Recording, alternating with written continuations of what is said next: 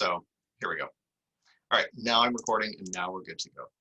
All right, so yeah, we're talking about the crises in Rome today. Last week we talked about the separation of powers and how Rome had this kind of great republican system.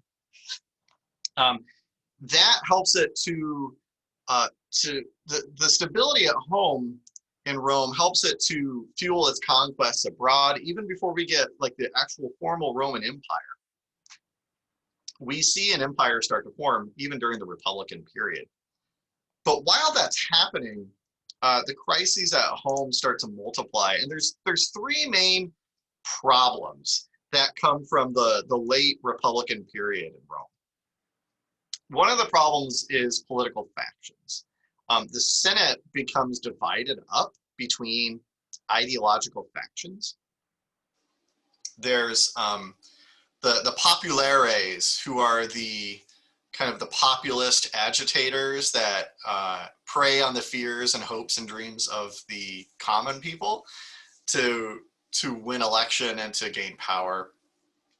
There's the old conservatives that try and keep the status quo, and then there's the boni faction, who are the moderates in the middle. And the Senate becomes divided up between these three, basically political parties. And that leads to a lot of friction within the Roman government. There's also the rise of very powerful and ambitious men who try to take over either parts of the government for their own individual ambitions or the entire government of Rome. And these are very egotistical, narcissistic, self-centered usually senators, sometimes generals. And they destabilize the very foundations of the republic. So there's a lot of historical lessons to be gained from this period of history. And there's also the erosion of norms. We see this as historians look back at the late Roman Republic period, and they see the importance of tradition and norms in politics as being central to keeping the whole thing from falling apart. Just because something is legal or available to you doesn't mean you should do it, right? And so the erosion of norms leads to kind of a slippery slope and a downhill path for the structural integrity of the Roman Republic. So we'll break down these things as we go. I'm not going to dwell too long on the political factions. I think that's pretty self-sufficient. You know, that's pretty common sense. We very much are aware of political parties being a part of our own democratic process in the United States. But there's three main factions in the Republican period in Rome. What I want to focus more on are the powerful and ambitious men that come to the fore and kind of steal the show. These figures challenge the very structure of checks and balances in the Roman Republic. Just because they were so ambitious, they were willing to take a wrecking ball to the functions of government to get what they wanted. And the first of these is a guy by the name of Tiberius Gracchus. The Gracchi are an important family in Rome. They are very wealthy and own a lot of land. They're very influential and a popular family. They're also a bunch of war heroes. And Tiberius is no exception. He fought against Carthage in the Punic Wars when Rome vanquished its main rival. We talked about this last week. He becomes a tribune and is a very influential member of what we would call the legislative branch in Rome. So here is a war hero. He comes back from the front. He runs for public office and he assumes power. Now, this is not an uncommon thing. This happens all the time in Rome. What makes Gracchus different is his approach to the job. And Tiberius in particular noticed that Rome was not treating its veterans very well at all. Does this sound familiar?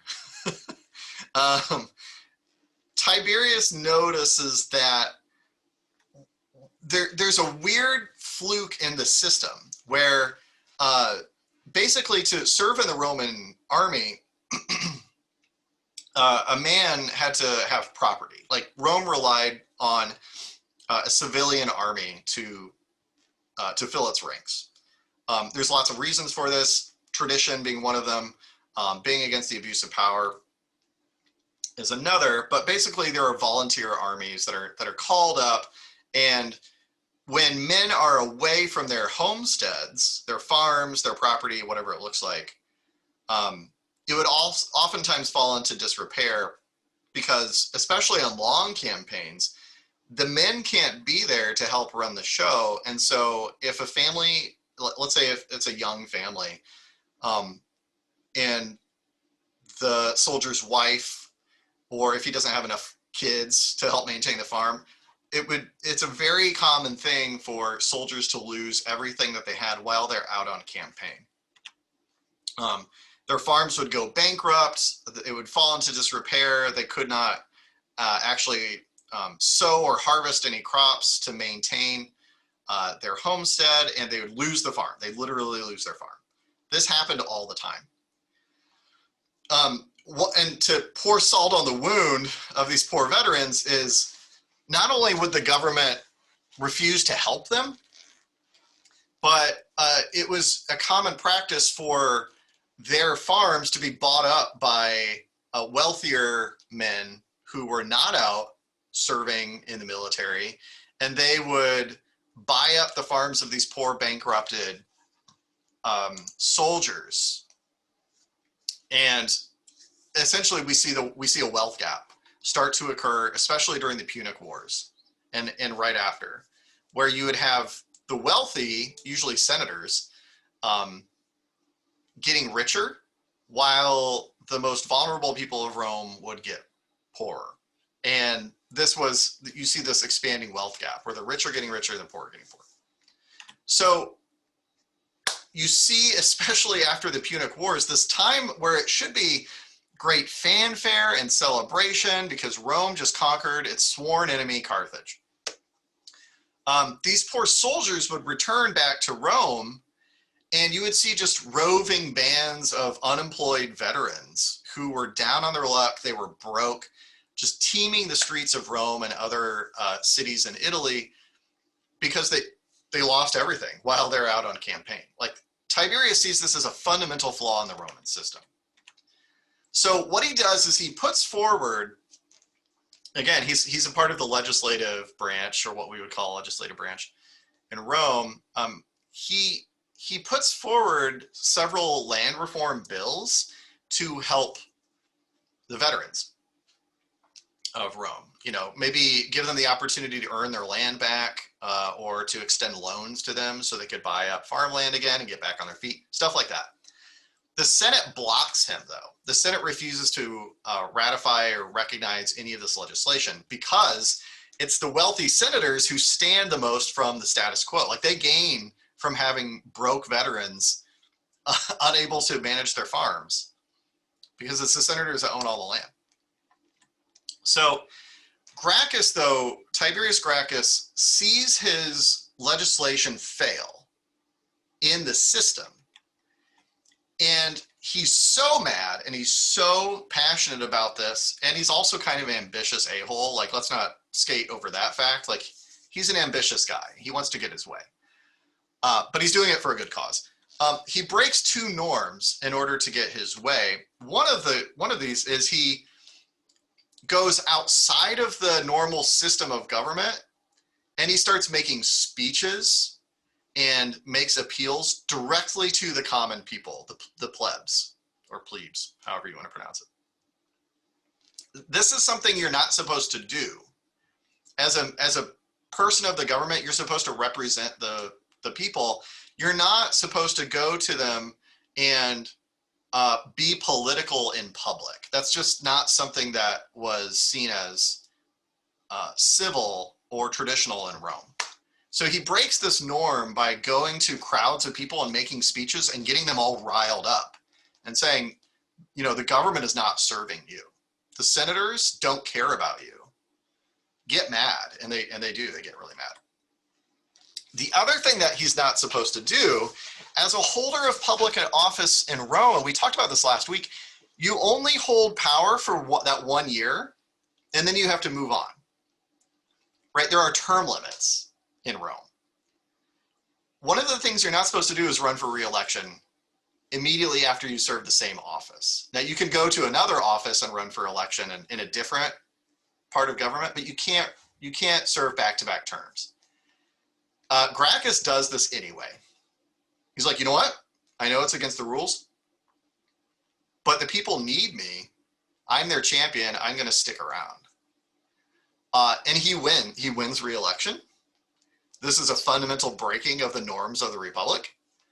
And it causes something of a minor crisis in Rome because this dude broke the rules, right? The solution to this problem of Tiberius Gracchus in the minds of the Senate was to ambush him and beat him to death. How do you solve a problem like Gracchus? You beat him to death. That's the solution here.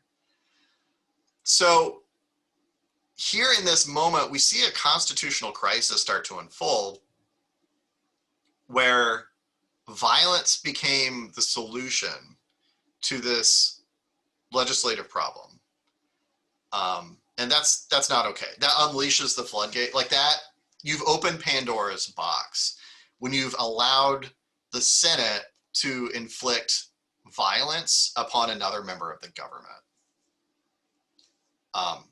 And it doesn't really get any better from here on. So fast forward a few years, things return to normal, kind of, but there's a lot of unrest. There's more people breaking norms and rules. The next major milestone is Lucius Sola. Sola is a general, a very renowned general in the Roman army, but he has some very powerful enemies in the Roman government. He's confronted, long story short, he confronts a few members of the government for not supporting the troops or doing what he wants, and he's chased out of Rome by his political rivals under threat of death. He's a member of the conservative faction, and his enemies are the populares, or the populists. Sola gathers an army. Let's see if this sounds familiar to you. He gathers an army outside of Rome and he makes them swear personal loyalty to him. He says, no matter what, you need to stick with me. You don't serve Rome, you serve me, Sola. He marches on Rome. He takes the city by force, and he executes all of his political rivals. He declares himself dictator, which is supposed to be, it's a real office, like it's a real position in the Roman government. But you're appointed dictator by the Senate. That's how this is supposed to go in a time of crisis. Like you're given unlimited power. And then when that crisis has passed, you give up that power back to the government and you go back to your life. Sola declares himself general, or declares himself dictator, and he serves in that capacity for 3 years. In that time, he institutes various reforms. He enacts some of Tiberius Gracchus's land reform bills that he tried to pass through, but in a minor form. And he serves 3 years as dictator, which you're not supposed to do. But the crazy thing is, he retires after the end of those 3 years. He's like, you know what? I'm done being dictator. I'm going to retire to my estate in the countryside and live out the rest of my days as a farmer in relative comfort. And he does. And he dies an old man, former dictator, and he just like steps down after 3 years. He's like, you know what?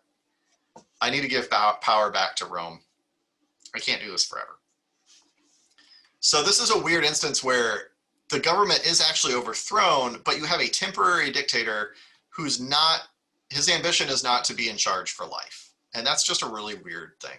That doesn't happen very often in history at all. So we still kind of have a functioning Roman government.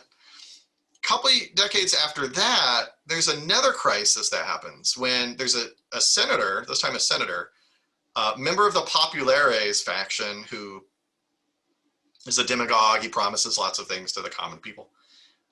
He forms a conspiracy to overthrow the government and take over.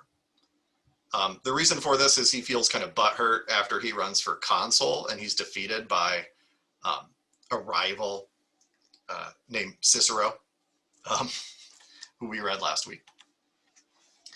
Cicero and his allies foil this plot of Catiline to overthrow the government and take charge.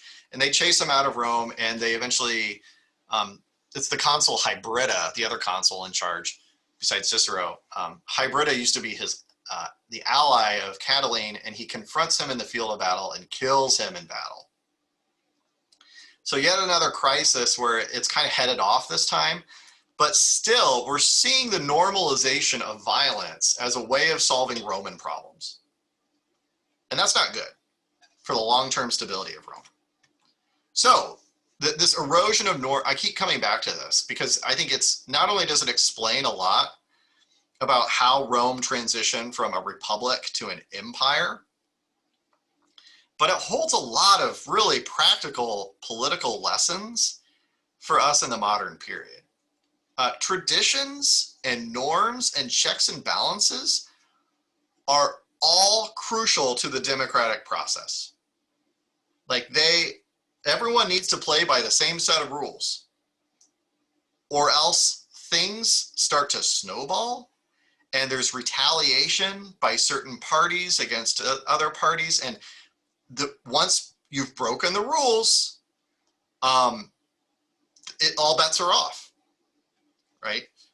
And so I don't want to get too political about this, but we're kind of living in this period right now where there's a lot of talk about the Supreme Court. And I don't know if you've been following that, but in 2016, there was a new precedent set that we're not going to nominate and confirm a judge in an election year.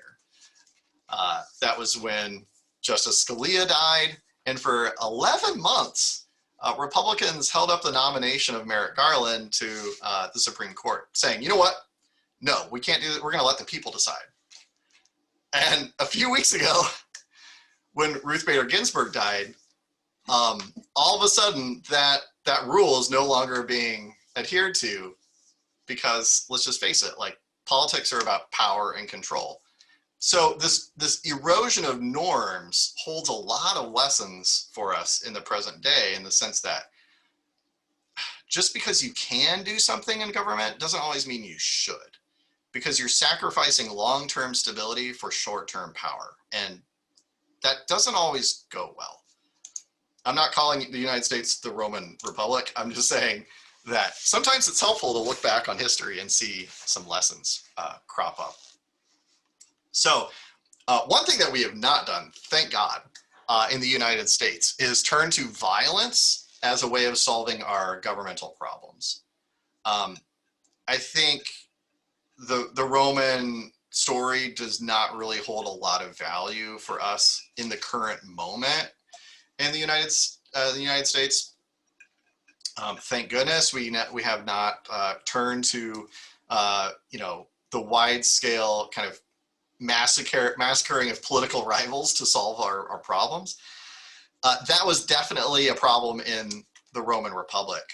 Political problems are being solved by violence, by assassination, by war, instead of resolving things through the normal democratic, well, not democratic, but the normal functions of government, right? So the example of Sola, who kind of proclaimed himself to be a champion of the Republic, the example of Cicero and Catiline, the example of Tiberius Gracchus, they all kind of raised this question of, is it possible to use force in order to safeguard the Republic from enemies and from instability? Or is using violence, does that defeat the whole point of having the rule of law, right? Does it delegitimize the government by turning to violence as a way of solving problems. I mean, that's, you can make an argument for both sides.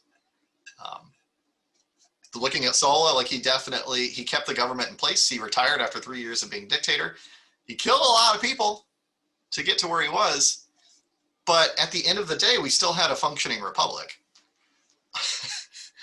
Is it worth it? A lot of people in Rome would say no. So the kind of idea here is that there's an instability, there's a fundamental brokenness to the Roman Republic that manifests itself by the time we get to the years of Caesar. Immediately after the crisis of Catiline, we see three guys dominate Roman politics. When there's a power vacuum, that's when you start to see ambitious people pop up and really put their foot down and try and take charge. And the years after the Catiline conspiracy, we see three guys try to kind of grapple for power in Rome. Marcus Crassus is one. Pompeius Magnus, or we just call him Pompey in the modern West, and Gaius Julius Caesar. You'll probably recognize that name. These guys formed the first triumvirate, which was a kind of a loose alliance between the three of them to get what they wanted in the Senate. These are all senators. They turned to external war as a way of bolstering their own egos and bolstering their own fortunes. One of the ways that you could become a hero in Rome is to go out and conquer someplace and then come back as like a conquering hero. You know, like they throw you a parade, you become a rock star in Rome. So these three guys, they grab armies and they all go their own different ways to go conquer stuff. Caesar goes to Gaul, which is modern day France, and he conquers more territory for Rome there. Pompey goes out east and he conquers stuff around Greece, and Crassus, I can't remember what he does. He doesn't matter though. He's the third wheel that just kind of sits around. But this idea of expanding the empire and gaining glory eventually turns to civil war, where Caesar and Pompey turn on each other and they start fighting each other. And I'm skipping over a ton of detail here in the interest of time. There's a ton of stuff written. There's a ton of documentaries and shows about Rome. There's an HBO series called Rome. It goes through all of this, right?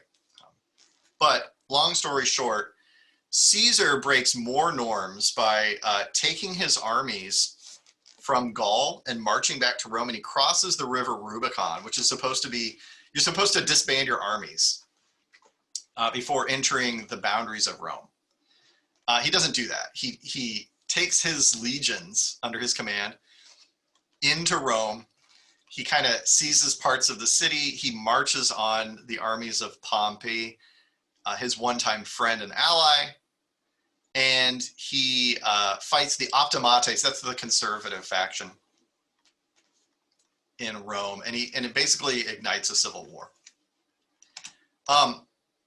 So what Caesar does is he kind of plays this like cat and mouse game with Pompey. Pompey's armies are smaller, and he commands less loyalty of his troops than Caesar. Caesar is just an overall charismatic, very smart, very conniving individual.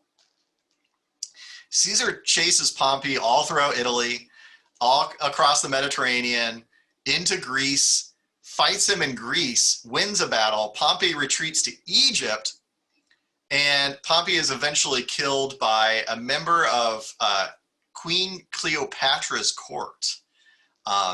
So he's killed by a Roman dude who is loyal to, there's also kind of a civil conflict playing out in Egypt, and people either are swearing allegiance to Cleopatra, who is like pro-Caesar, and there's like another faction that's, I think, held by Cleopatra's younger brother, who's the pharaoh of Rome. And he's more pro-Pompey. Pompey is killed, he's assassinated in Egypt. And long story short, Caesar goes to Egypt, helps claim dominion over Egypt. He becomes Cleopatra's lover.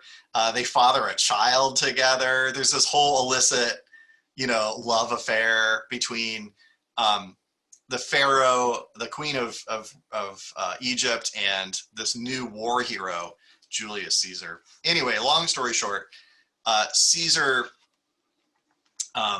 returns to Rome as the conquering hero of the Civil War in 46 BC, and he becomes, much like General Sola did, he kind of proclaims himself dictator to help, and he does that. He justifies this because he's like, you know what, Rome has been torn apart by the Civil War.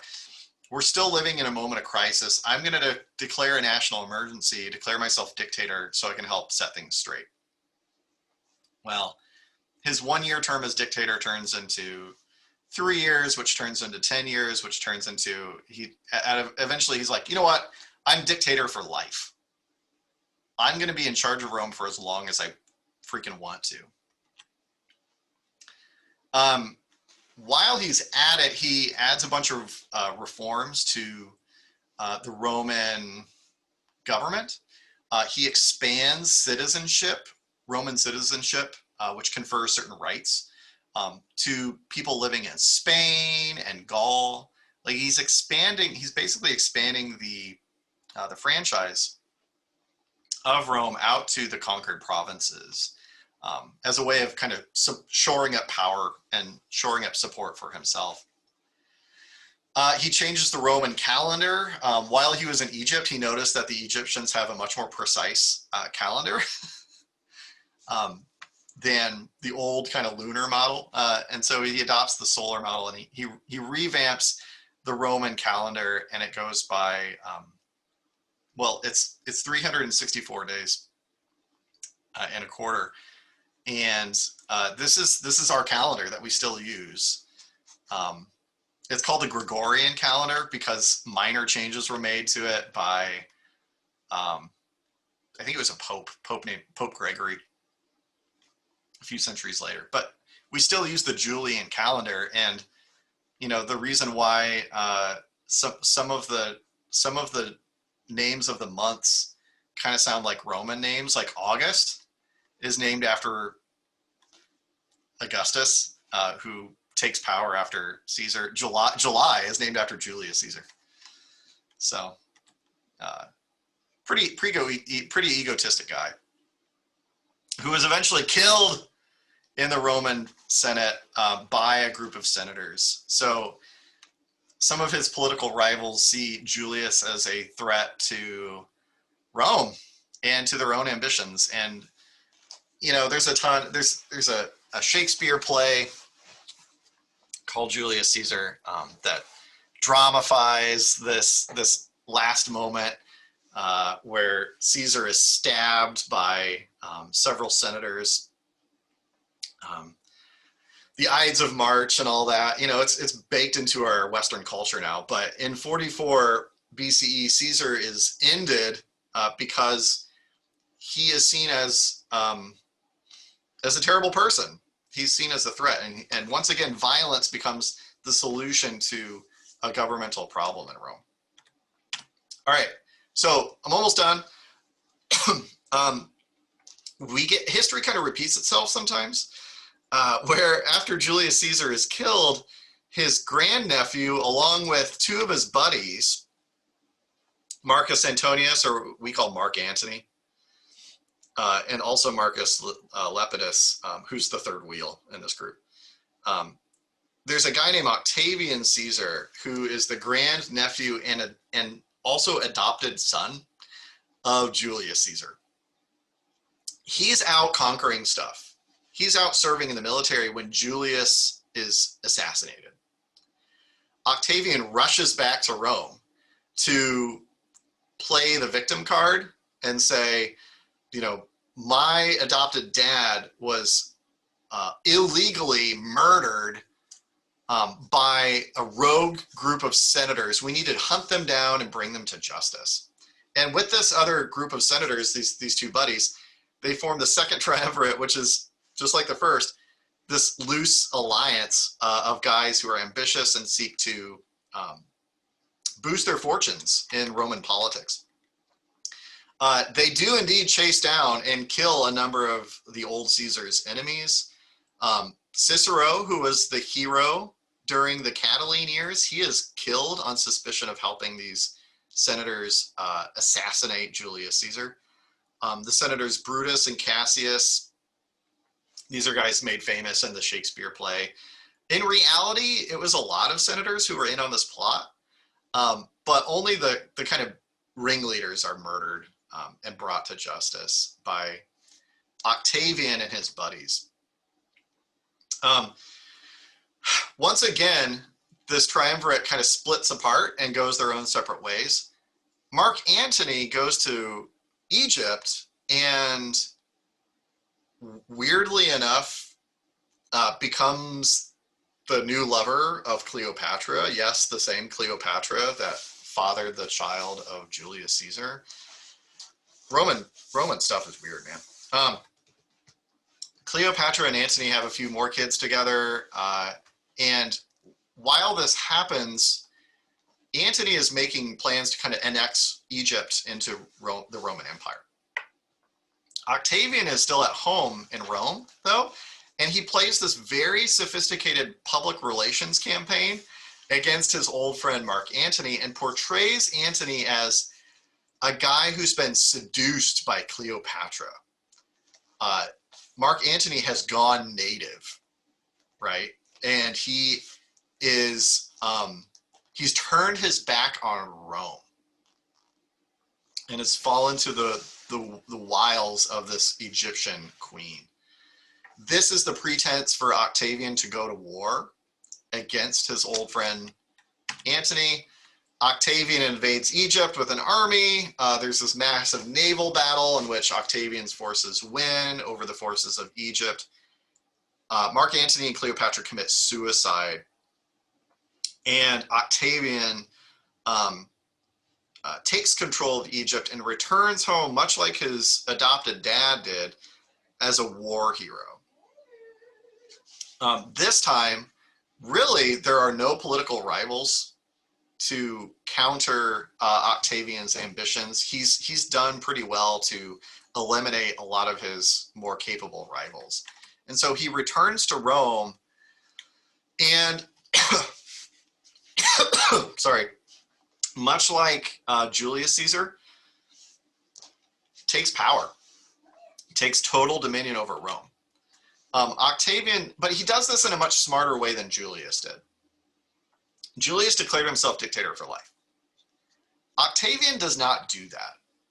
Instead, he maintains the facade that the Roman government is working as it used to, like the Senate is in charge, the magistrates are setting laws, the consuls are still there. Octavian is in the background. He's the wizard in The Wizard of Oz. He's the man behind the curtain, pulling all the strings, pushing all the buttons, pulling all the levers, because he has the undisputed control of the army behind him. And he names himself the Imperator of Rome, and also gives himself the title of Augustus. And this is this kind of old title that he brings back, but it's basically, he's naming himself Dear Leader, essentially. The Republic still exists, but Octavian is behind all of the mechanisms of government, pulling all the strings. And so a lot of people recognize that he's in charge, but you know, the pretense of a democracy is very important for setting up a dictatorship. You need that facade that people are still in control of their own lives. Like, you need that there, or else people get mad when you take that from them. Octavian does a lot of good things for the people of Rome. Part of this is to shore up his own power, but he also, I think, cares about making Rome a more secure and prosperous place. And this seems pretty evident by the things that he does. He institutes tax reforms, which senators have been arguing for a really long time. So he redistributes the taxation policy across the Roman Empire and makes it less cumbersome for ordinary people. He finances massive infrastructure projects. Towards the end of his reign, Augustus says, I found Rome a city of clay and I left it a city of marble. And this speaks to his infrastructure projects where he commissions statues of himself, like marble statues like this one in the picture, all throughout the city. He builds bridges. He builds more aqueducts, things like that. And not just in Rome, but all throughout the empire as well. He launches a family values campaign, much like, modern, politicians like to harp on this thread of the traditional family values being the bedrock to American democracy, or American culture and society. He encourages family values, which in ancient Rome means I'm going to encourage the father of the households to do whatever they need to do to make their families a more peaceful, prosperous family unit. So reinstituting the idea that fathers can sell their kids into slavery whenever they want. Women have absolutely no place in the new Roman Empire. So a return to family values, which in Rome means patria potestas, this idea we talked about last week of the man holds all the power in Rome. Oh, hello. This is my wife giving us a gift. This is Twilly Poo, our stuffed cat. He's super. He's super, yes. Thank you. That was I'm sure everyone enjoyed this very much. This is what I get for working at home. I would do it just once. Yeah, you did. Good job. Thank you. Okay, I'm done. But this gives you, by the time we see the Pax Romana, which is something that you're reading about this week in the textbook, the Roman peace, that means that there's an end to the civil wars in Rome. There's an end to this century-long struggle, or century and a half, really, struggle between these different factions and the breakdown of norms in the Republic. Like, the Republic is still there, but in name only. It's dead. We are now a Roman Empire, ruled by one man at a time. And this rule is instituted all throughout the Mediterranean Sea, and Rome really becomes a consolidated superpower during the classical period. And for the next couple hundred years, Rome expands its power all the way up to, it's off the map, but Great Britain, the modern day, the British Empire, modern day British Isles. Rome expands all the way up there. It conquers the rest of Gaul, or modern day France. It conquers most of North Africa that's settled by stable communities. As far east as the Persian Empire, which, yes, the Persian Empire is still around, and it threatens Rome from time to time, but Romans, I mean, they're unplayable. They're an actual cheat code in the Mediterranean Sea. They cannot be bested by any other organized civilization. It's the Roman peace, meaning the Romans dominate the entire Mediterranean area for the next couple hundred years. That will all come to an end, as we'll talk about eventually. Next week, we'll be talking about the rise of Christianity as the Roman Empire was basically the incubator for a new global religion, but we're not going to talk about that yet. This week, we're focused more on the Pax Romana, the expansion of the Roman Empire, and the transition of Rome from a republic to one-man rule. Are there any questions about any of that? I know I was going really fast, and I was spitting a lot of information at you.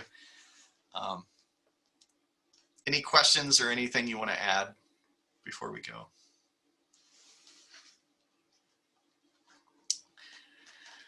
Okay, great. Well, thanks for being here, guys. Just you being here is going to help answer a lot of questions in the quiz next week. I basically answered a ton of questions for you already. So well done. Good job being here. And me giving away the candy store here for your benefit. All right, great. Well, I'm going to be in office hours here in the next 15 minutes. If you have any questions, you want to jump in. We do have an analysis paper due at the end of this week. So keep an eye out for that. But yeah, in the meantime, I hope you're all doing well. Sorry, my wife interrupted with her goofiness, and I hope you forgive me. All right. Bye, guys. Have a good rest of your week.